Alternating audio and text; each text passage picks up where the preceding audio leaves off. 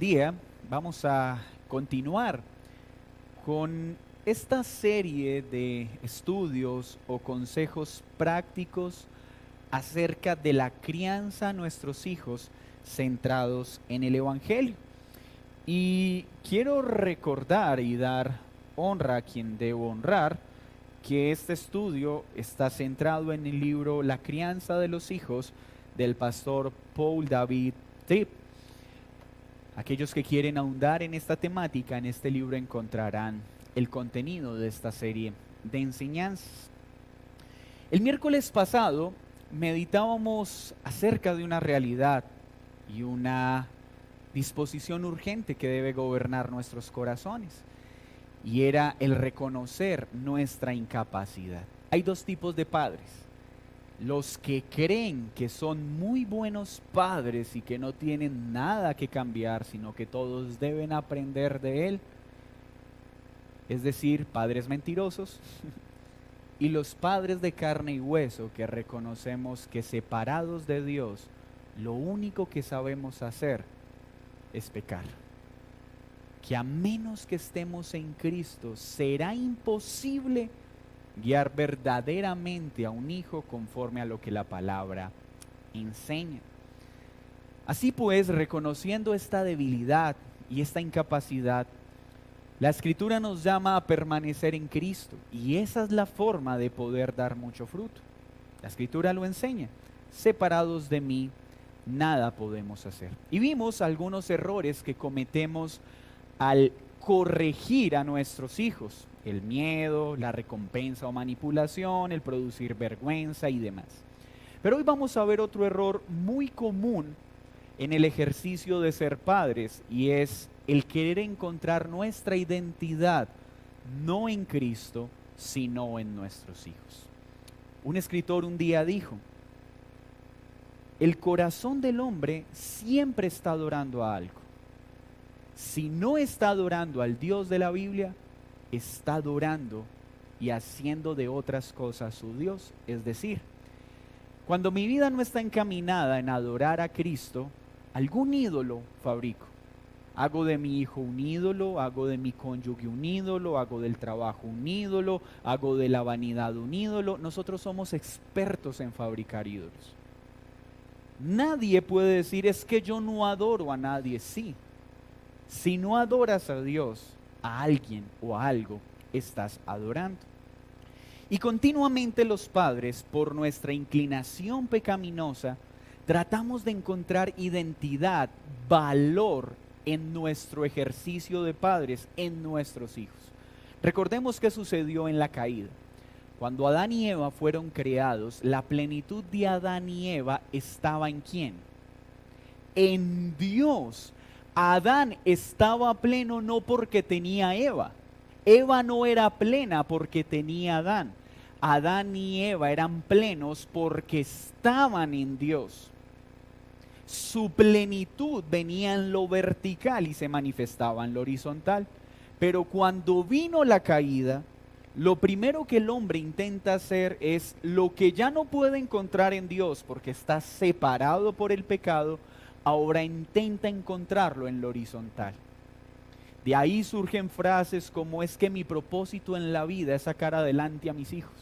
No hay nada más importante para mí que mis hijos. Es que mis hijos son el motor de mi vida. Eso suena muy lindo, pero estás diciendo algo equivocado. El motor de la vida de un hombre no pueden ser sus hijos. El motor de nuestra vida debe ser Cristo. Cuando yo digo que un hijo es mi motor, mi motivación, mi inspiración, ¿qué estoy diciendo?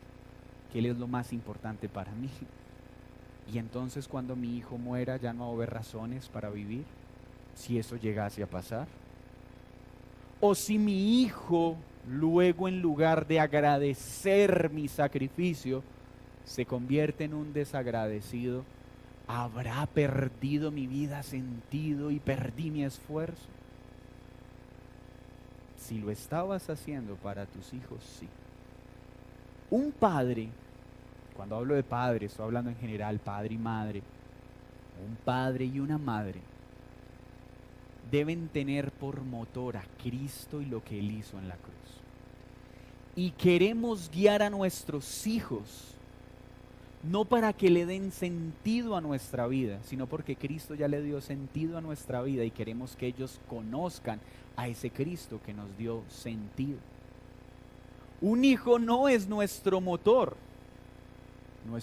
es Cristo. Teniendo esto en mente, es importante recordar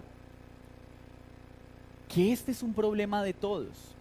Si tú ya estás pensando, y apenas estoy arrancando, que bueno, ese no es mi problema, déjame decirte algo, quiere decir que sí es tu problema, porque estás siendo lo suficientemente orgulloso para creer que nunca has intentado encontrar valor en tu hijo.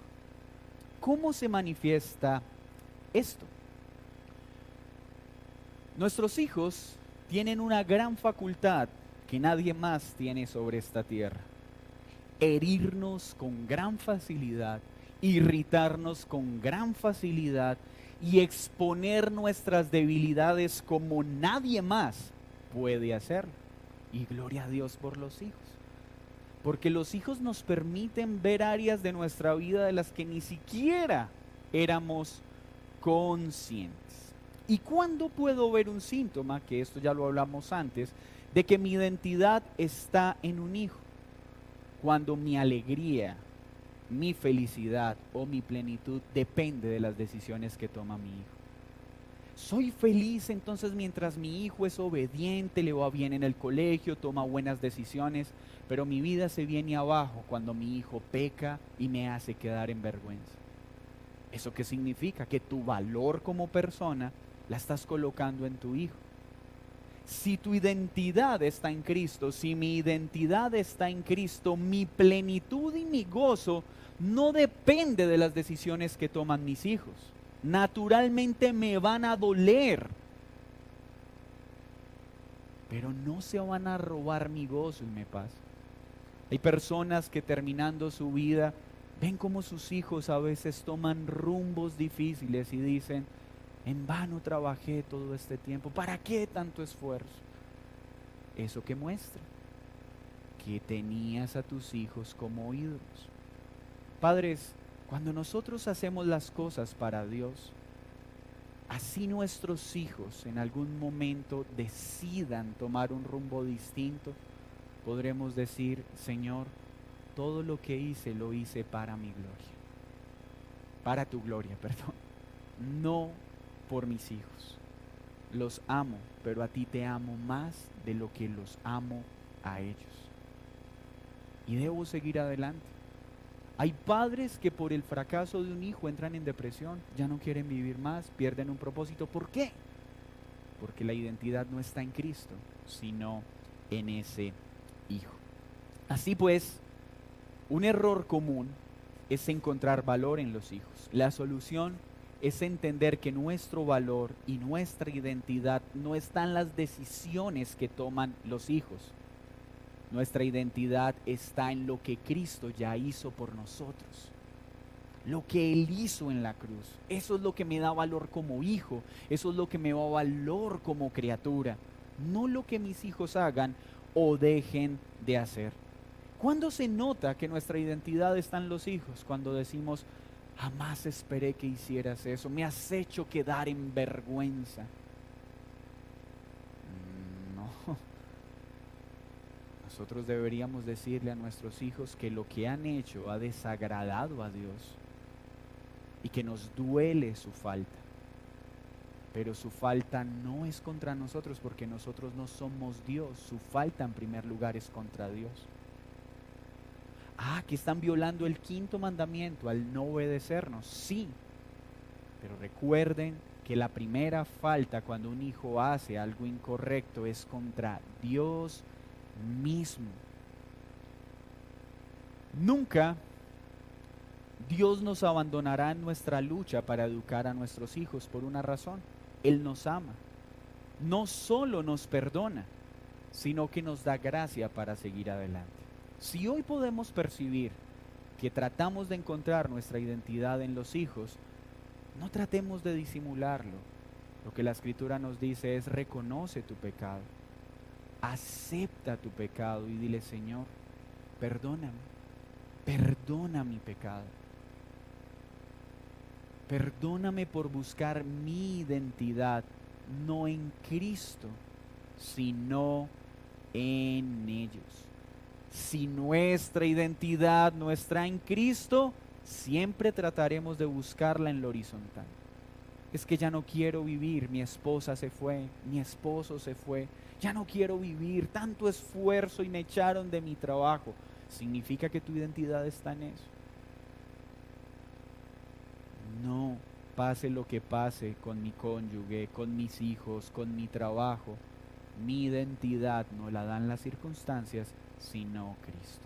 Así que para terminar este punto del que debemos cuidarnos, ¿cómo detectar si mi identidad no está en Cristo, sino en un hijo?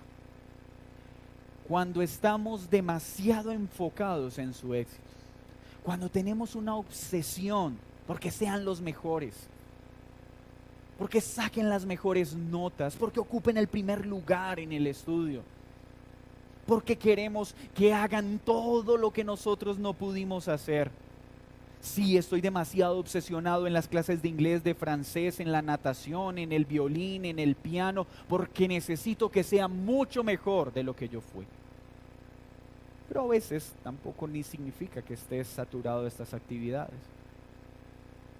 Pero eres feliz cuando tu hijo sacas buenas notas y te deprimes cuando saca malas notas. Esa es una evidencia de que tienes una motivación equivocada. Ahora, no significa esto que no nos interesamos porque nuestros hijos tengan un buen desempeño académico.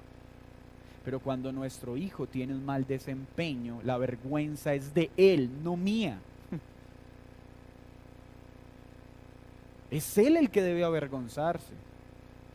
Es por eso que hoy tenemos padres que en las reuniones de padres, cuando el docente le dice al padre de familia, su hijo está perdiendo, el padre se enoja con el docente en lugar de enojarse con el hijo. Es que usted me le exige mucho. Es que usted... No, es mi hijo quien es responsable de asumir ese deber. Cuando estás obsesionado por la reputación de tu hijo, porque si tu hijo no tiene la reputación que esperas, va a arruinar la tuya. Quiere decir que tu valor está en lo que tu hijo haga. Cuando hay un control muy marcado en nuestro trato para con los hijos, es decir, un deseo de control. Una cosa es ejercer autoridad y otra cosa es querer controlar todo lo que nuestros hijos hacen. El control es una obediencia de obsesión y la obsesión es una evidencia de dependencia. Ay, es que no soy capaz de dormir porque el niño no pudo terminar la tarea y va a sacar una mala nota. No, tengo que pararme a ayudarle a hacer esa tarea. Una obsesión por las minucias diarias, no una protección y una autoridad sana, sino un deseo por controlar todo. Ese es otro síntoma. Cuando estás enfatizando en tus hijos más en el hacer que en el ser. Cuando tu prioridad es eso, educación, éxito en los deportes, éxito en su desempeño social y estás muy poco preocupado por su relación con Dios. Mira, una forma de identificar cuán valioso es un hijo se ve en el entendimiento que tenemos como padres al comprender que la mayor necesidad de ellos no es el éxito sino Cristo. Y voy a decir algo con todo el terror y el temblor que esto implica. Padres, si nosotros nos hemos ocupado solo de formar a nuestros hijos en ser buenos deportistas, en ser buenos estudiantes, pero no hemos pasado tiempo llevándolos a conocer a Cristo, fracasamos en la tarea más importante que nos fue asignada. Porque la tarea más importante que Dios nos comisionó no fue hacer doctores, abogados, fue conducir a los hijos a Cristo. Y eso nos debe llevar a replantear muchas cosas. Pero otro error que también cometemos Al no tener nuestra identidad en Cristo, es que se nos olvida que el proceso de crianza es un proceso y no un evento inmediato. Uno de los errores comunes que cometemos como padres es querer un cambio inmediato en nuestros hijos. Ya hablamos, un error es buscar la identidad en los hijos. Ahora estamos hablando de que una correcta crianza centrada en el Evangelio entiende que la crianza es un proceso, no un evento inmediato. Y déjeme darle algo esperanzador. Este proceso de crianza simplemente durará toda la vida. Si tú piensas que vas a descansar de esta tarea cuando tus hijos se casen, déjame decirte que tu crianza no ha acabado. Ha llegado un nuevo hijo a tu familia. La crianza nunca termina. ¿Por qué? Porque es una tarea que el Señor nos ha comisionado. Pero esto es un proceso. Así que aquellos que hacemos parte de esta generación que parece un horno microondas, que quiere que todo esté en 5 minutos, la crianza con los hijos no funciona de esa manera. Hijo, lo que hiciste está mal y a partir de mañana no lo vuelves a hacer, ¿entendido? Y el padre al otro día se levanta esperando que sí, nunca más va a volver a hacerlo. ¿Es eso posible? Eso es irreal. Entonces, la crianza es un proceso. Todos queremos cambios inmediatos. Nos cuesta pensar en procesos. Se nos olvida que no tenemos el poder para cambiar a nuestros hijos. Muchos piensan entonces que la crianza se trata de resultados inmediatos. No, guarde esta palabra, es un proceso. Y el Evangelio nos muestra esta realidad. Acompáñeme a Primera de Timoteo.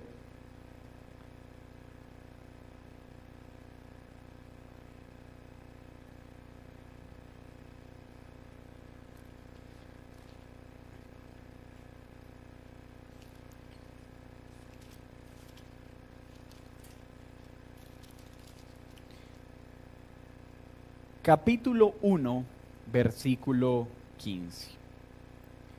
Primera de Timoteo, capítulo 1, versículo 15. Y léanlo conmigo para que vean que el Evangelio nos enseña esta realidad.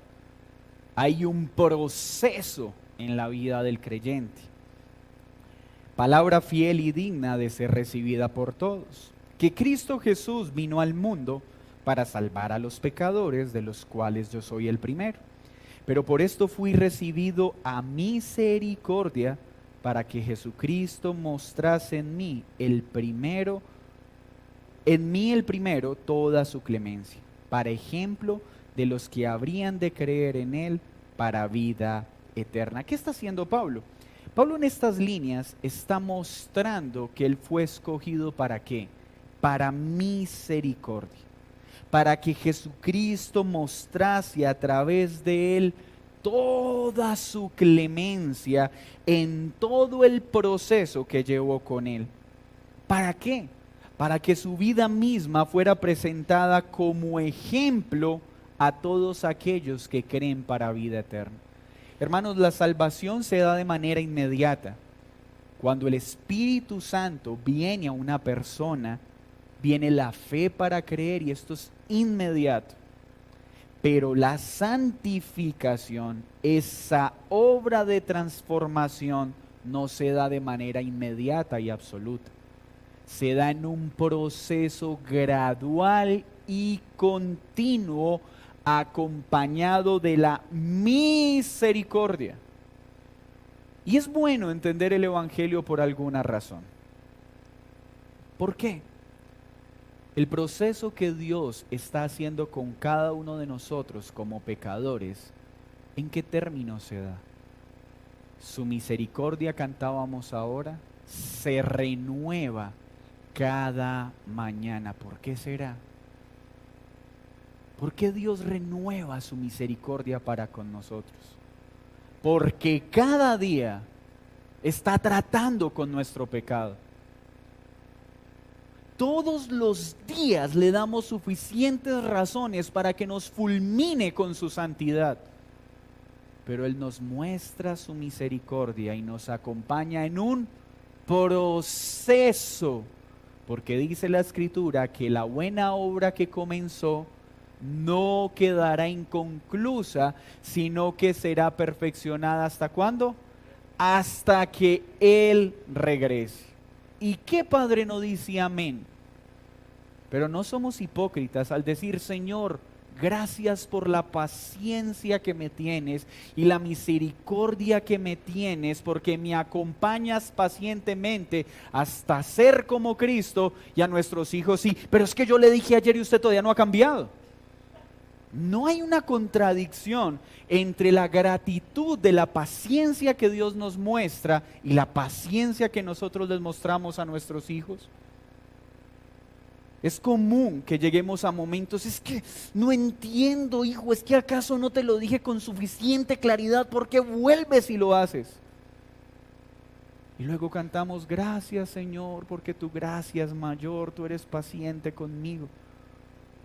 ¿Por qué el Señor es paciente con nosotros?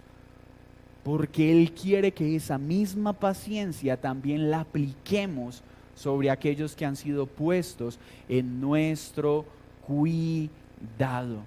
Así que la crianza no es un evento inmediato, es un ejercicio progresivo. A veces hay personas que vienen a consejería: pastor, necesito que me colabore en esta situación con mi hijo. Uno le da el consejo y la pregunta es: ¿cuánto tiempo usted cree que va a pasar para que yo vea resultados? La respuesta que uno puede dar es: no sé. El tiempo que sea necesario para tratar tu corazón y el de tu hijo. ¿Por qué? Porque cuando nosotros estamos aconsejando a nuestros hijos, no solo estamos tratando el corazón de él, Dios está tratando también el nuestro. Así que los hijos que tenemos, el cónyuge que tenemos, es la lija que necesitamos.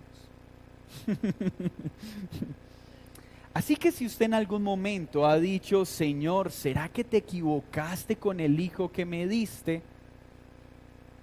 No se equivocó. No es que la cigüeña iba y ¡pum!, se cayó. No. Cada hijo es un acto intencional de Dios. ¿Para qué? Para ayudarnos a ser más como Cristo y para que nosotros los guiemos a ellos a que sean como Cristo. Una realidad que nos ayuda para entender que esto es un proceso, y si puede subrayarlo en sus líneas, hágalo. La crianza centrada en el Evangelio reconoce que somos ciegos guiando a otros ciegos. ¿Cómo así? Uno de los aspectos más peligrosos cuando hablamos del pecado es olvidar que nosotros somos ciegos a nuestro pecado y nuestros hijos también. Somos ciegos al pecado. Vamos a ver algunos pasajes. Isaías 6:10.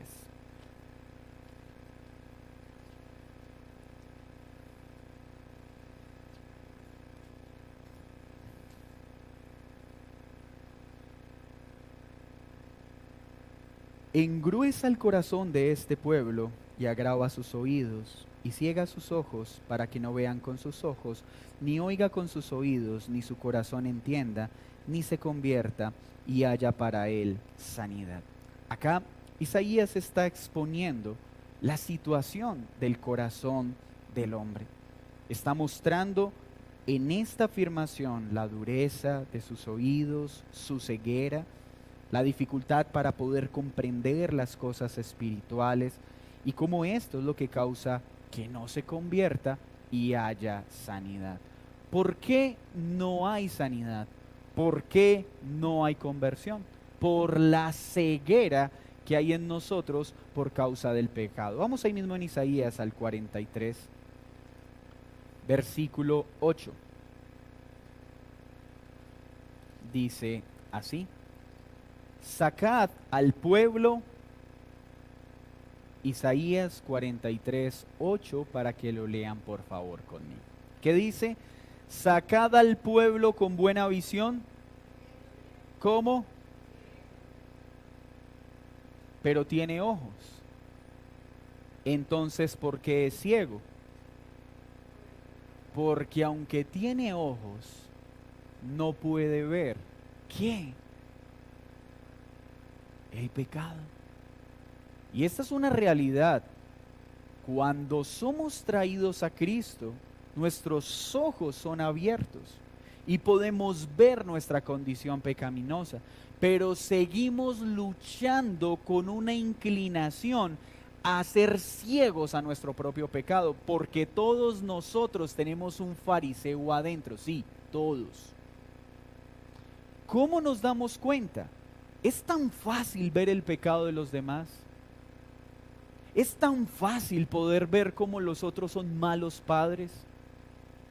Este sí es muy malo, papá.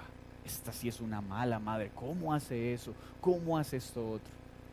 Pero es tan difícil ver nuestro propio pecado en la educación que hacemos con nuestros hijos, porque aunque hemos sido traídos a vida, aún nuestra carne nos inclina a querer negar o justificar nuestro pecado.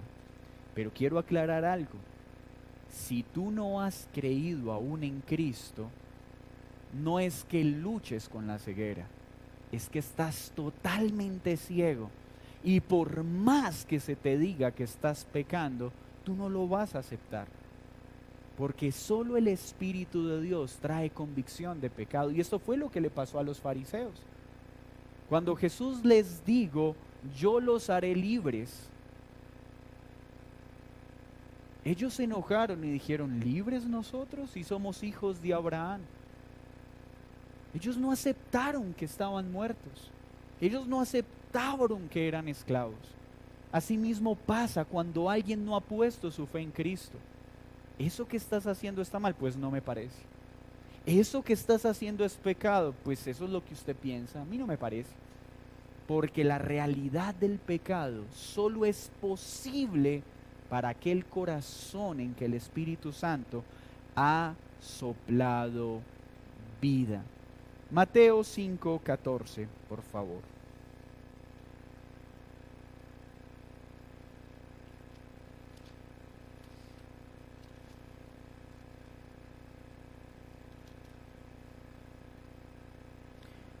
Vosotros sois la luz del mundo. Una ciudad asentada sobre un monte no se puede esconder, ni se enciende una luz y se pone debajo de un almud, sino sobre el candelero, y alumbra a todos los que están en casa. Así alumbre vuestra luz delante de los hombres, para que vean vuestras buenas obras y glorifiquen a vuestro Padre que está en los cielos. La Escritura entonces nos muestra con claridad esa necesidad de que nosotros seamos luz a este mundo para que puedan ver. ¿Por qué necesitan ver la luz? Porque el mundo está como en oscuridad, y al estar en oscuridad el mundo no se da cuenta de las manchas que tiene encima. Si usted estuviera en un cuarto totalmente oscuro y usted toma una prenda, usted se la pone convencido de que está limpia. Pero al prender la luz le va a mostrar el estado de esa camisa, porque es la luz la que nos permite ver nuestro pecado. Solo Cristo puede mostrarnos el pecado, y solo Cristo puede mostrarle a nuestros hijos su pecado. Cuando hablamos de esta ceguera, de esta tendencia a no reconocer nuestro pecado, rebeldes son ciegos a su pecado. Escuche bien esto, son ciegos. Es por eso que a ellos les parece injusta nuestra corrección. Me encanta cuando mis hijos dicen, papá, eso no es justo. Y yo con mucha alegría les digo, ¿sabes? Tienes la razón. Porque justicia es darte lo que mereces. Y voy a tomar tu llamado. Está bien, voy a darte lo que tu falta merece. Hay tanta ceguera en nuestros hijos que para ellos toda corrección es injusto. No es justo. ¿Por qué? Estás exagerando, papá. Eso no es tan malo como tú dijiste. Y así decimos nosotros. Dios no es justo en lo que me está pasando.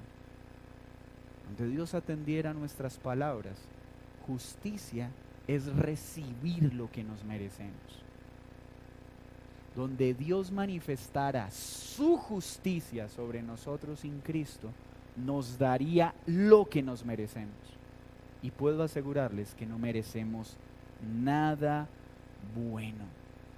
Es por eso que un padre necesita entender esta ceguera, para que entendamos la reacción de nuestros hijos, porque nuestros hijos no se levantan diciendo, no, hoy voy a molestar a mi padre diciéndole que es un exagerado en la disciplina que ejecuta. No, él simplemente no puede ver esa realidad que nosotros como padre vemos cuando le decimos, hijo, no hagas eso.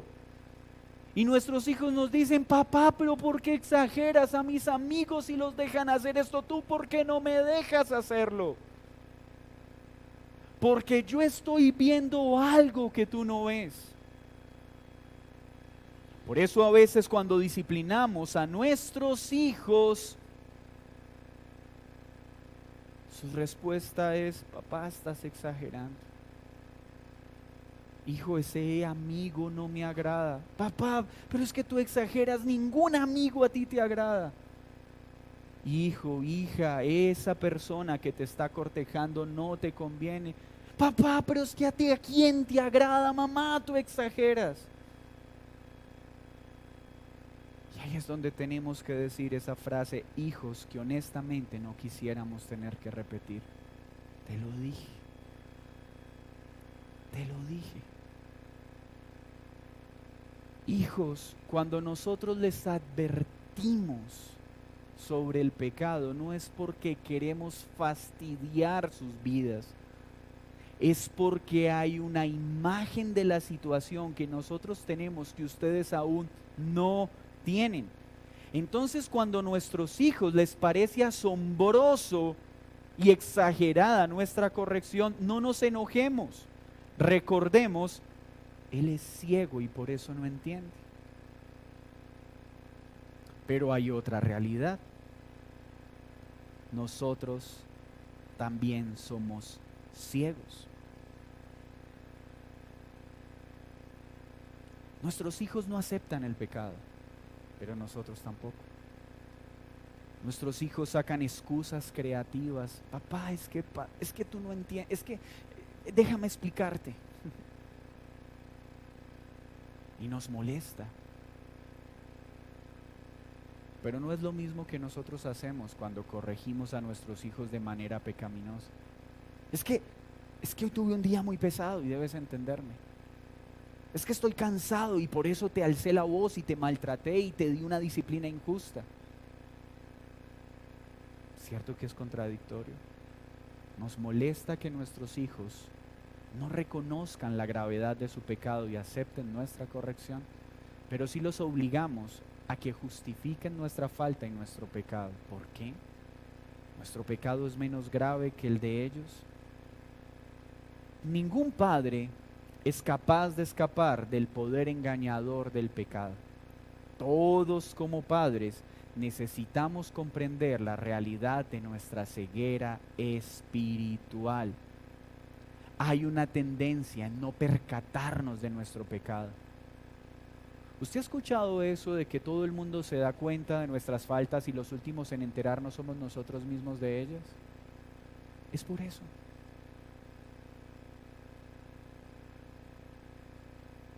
Porque somos ciegos al pecado. Por eso necesitamos ir a diario a Cristo, para que Él nos deje ver nuestra verdadera condición y nos ayude a hacerle frente a nuestra maldad.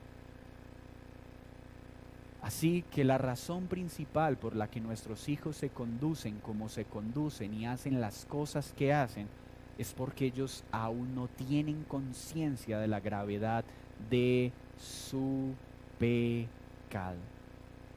Y si esto es cierto, una conversación no soluciona las cosas. Somos ingenuos en este sentido. Y Dios le dijo al pueblo de Israel: he aquí la tabla de los mandamientos.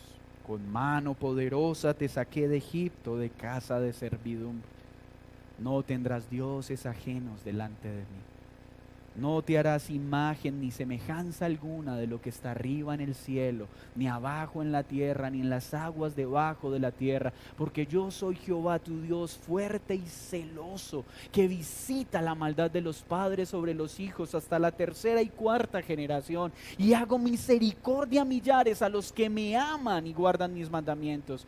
Y el pueblo de Israel nunca tuvo ídolos ni hizo imágenes. La historia del pueblo de Dios es que Dios una y otra vez nos advierte y una y otra vez pecamos. Y pretendemos en serio como padres que una sola conversación transforme su corazón para siempre. Hijo, esas amistades no te convienen. Y me acuesto y al otro día me levanto y mi hijo nunca más volverá a tener una mala amistad. Eso no es real. Por eso es un acompañamiento continuo, hijo. Esa amistad no te conviene. Sé que no me crees. Sé que te cuesta entenderlo. Sé que te parece una exageración. Pero voy a estar orando por ti. Voy a estar pendiente contigo. Sé que no lo entiendes. Pero esa amistad no te conviene. Y cuando lo hacemos con amor y paciencia, cuando nuestros hijos enfrenten esa situación de que las advertimos, podrán decir: mi papá tenía razón, mamá tenía razón. Es verdad que se preocupa por mí, es verdad que le importo. Pero no significa que no va a volver a errar. Pero vamos a volver a estar ahí, hijo amado. ¿Recuerdas que yo te advertí una vez que esa amistad no te convenía? Esta amistad tampoco te conviene. Y muchas veces harán lo contrario de nuestro consejo. Hasta que un día el Espíritu Santo traiga convicción. Pero no sabemos eso cuándo va a pasar.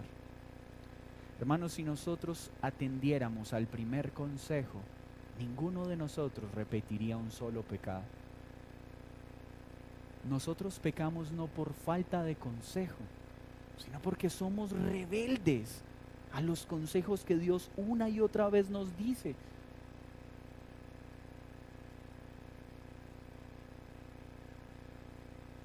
Una evidencia de esta ceguera se da cuando pensamos que el método de los demás es malo, pero mi método para educar a mis hijos sí es bueno.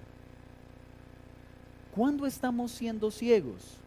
Cuando somos de aquellos que no pedimos consejo ni sometemos a prueba la forma en la que estamos educando a nuestros hijos. Cuando dejamos de evaluar nuestras decisiones y pedimos a otros que las evaluemos. Cuando somos buenos para aconsejar a otros de cómo criar a sus hijos, pero eso sí, yo nunca pido consejo de nadie porque no quiero que nadie se meta en mi vida. Estás siendo ciego. No hay peor consejero que aquel que disfruta aconsejar a otros, pero nunca somete sus decisiones a consejo. No hay consejeros más peligrosos que esos. ¿Tú buscas consejo?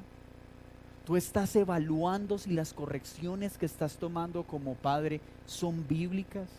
¿O confías demasiado en tus decisiones y piensas que son buenas simplemente porque tú las has establecido? Mucho cuidado, padres, porque esto muestra ceguera espiritual.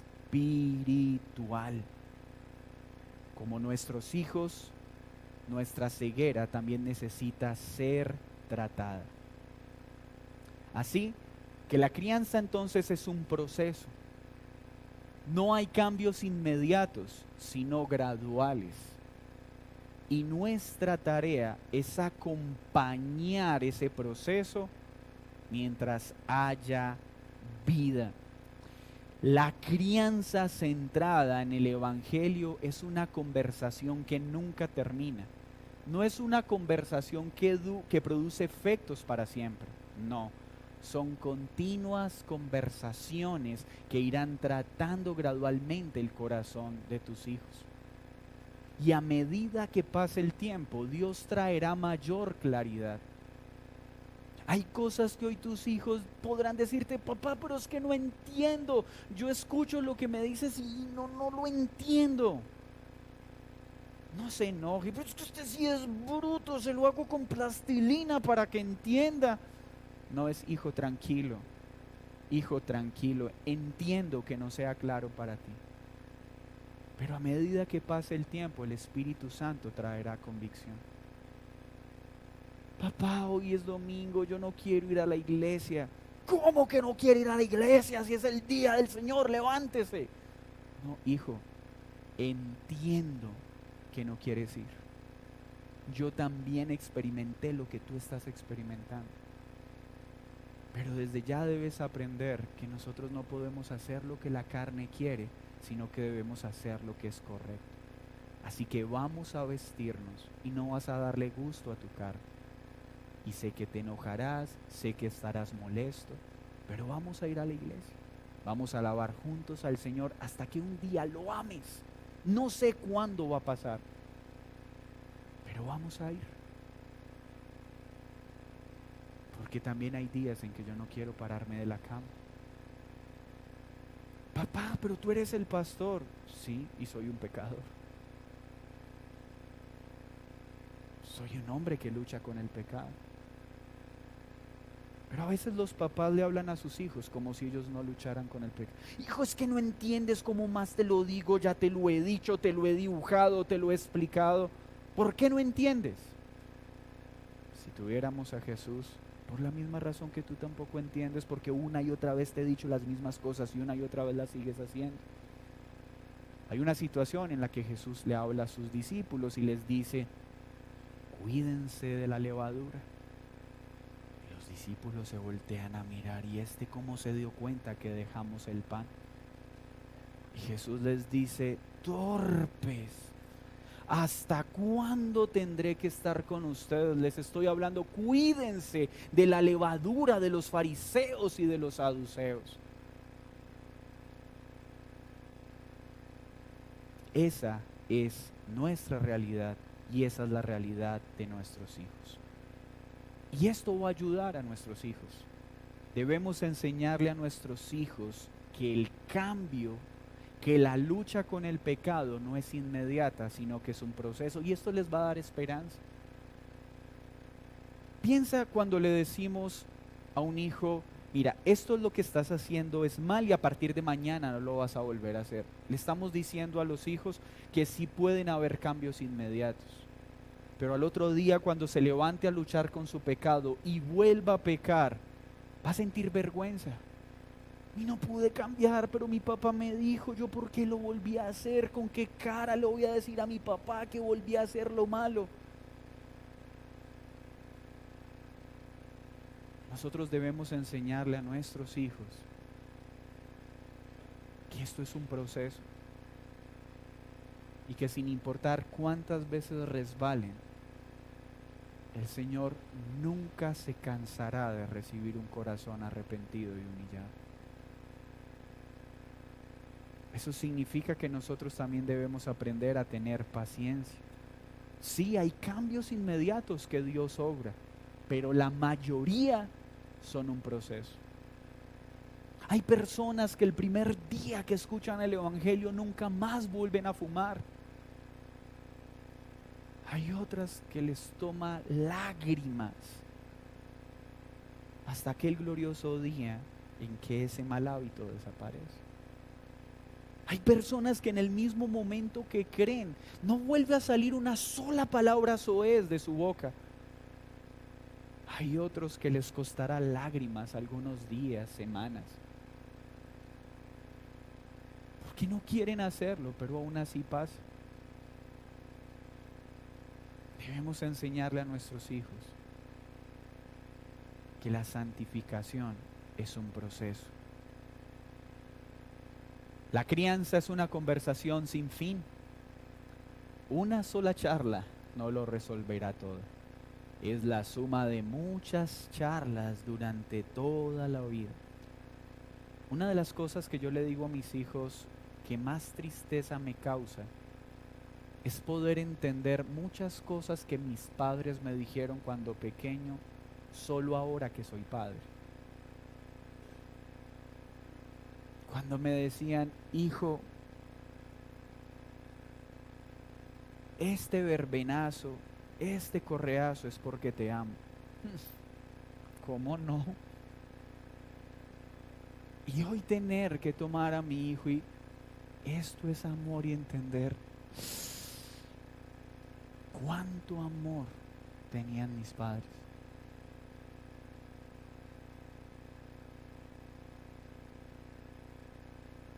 Esto no se trata de un cambio inmediato. Cada vez que hablamos con nuestros hijos, nuestra esperanza es que haya un cambio. Pero nuestra esperanza está en Cristo y en su obra, a su ritmo y conforme a su decreto. Criar requiere una mentalidad.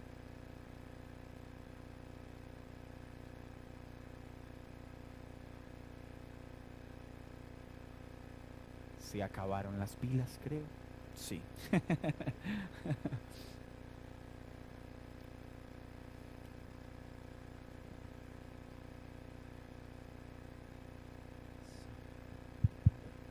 Sigamos el ejemplo del Padre y con esto termino. Comprometámonos no solo con la obra de Dios, sino con el carácter de Dios. Cuando vamos a corregir a nuestros hijos, no solo corrijamos las cosas que hacen mal. Por favor, oremos al Señor para que nos ayude a corregirlos con el mismo carácter que Él nos corrige a nosotros. De nada sirve corregir las obras si no está acompañado del carácter de Cristo. No es solo corregir el pecado, es aprender a corregirlo como Cristo lo hizo. No dejemos que el enojo, la ira gobierne lo que hacemos. Necesitan nuestros hijos ver paciencia donde comúnmente habrá impaciencia. Necesitan nuestros hijos ver que sabemos callar aun cuando quisiéramos gritar. Debemos dejar estar tomando las cosas como ofensas personales y entender que es una ofensa a Dios y no a nosotros. Esto requiere paciencia, humildad, autocontrol, sumisión, amabilidad, amor, fidelidad, gozo. Y puedo decirles, hermanos, tranquilos, para hacer esta tarea solo necesitamos amor, alegría, paz, paciencia, amabilidad, bondad, fidelidad, humildad y dominio propio. Vayan y produzcan estas cosas. No. La buena noticia es que nosotros no podemos producirlas, pero el Espíritu Santo sí. Y cuando el Espíritu Santo viene a una vida, podremos manifestar el amor, la alegría, la paz, la paciencia, la amabilidad, la bondad, la fidelidad, la humildad y el dominio propio, que son el fruto del Espíritu Santo, no una obra humana. Si tú sigues intentando esto en tus fuerzas, no podrás. Pero si vienes a Cristo, Él promete dar su Espíritu para que estas cualidades se manifiesten en pecado. Todos estamos envueltos en un dilema moral. Sabemos lo que Dios nos ha asignado que hagamos, pero si somos honestos, no tenemos el poder para hacer lo que Dios nos manda. Pero el cristianismo es este. No es un Dios que simplemente nos asigna lo que debemos hacer. Es un Dios que nos provee todo lo necesario para poder hacer lo que Él nos ordena. Así que para terminar, la invitación que les estoy haciendo en esta noche como padres es que no pongamos nuestra identidad en nuestros hijos, sino en Cristo. que entendamos que esto es un proceso que dura toda la vida, pero que las cualidades que necesitamos para no claudicar en este proceso solo pueden ser dadas por el Espíritu Santo. Hay muchos de nosotros que pueden haber experimentado ira hacia sus padres porque los maltrataron, porque dañaron su corazón, porque les dijeron cosas terribles. ¿Sabes cómo vas a poder perdonarlos? Entendiendo que ellos no pudieron tratarte de una forma distinta porque no tenían el Espíritu Santo. Así que era imposible que pudieran tratarte como tú necesitabas que te trataran. Si hoy entiendes que la razón de ese maltrato es que estaban muertos en pecados, imposibilitados para amarte, tendrás todas las razones para soltar de una vez por todas tu pasado. Porque yo no puedo esperar que un muerto actúe como un vivo. El mensaje entonces del Evangelio es este: Cristo envió a su Hijo para vivir perfectamente donde nosotros jamás podríamos vivir como Él vivió, para que admitamos nuestro fracaso y nuestra incapacidad de criar a nuestros hijos como deberíamos hacerlo, pero seguros de que Él en la cruz nos perdona y nos da todo lo necesario para ser los padres que debemos ser. Señor, muchas gracias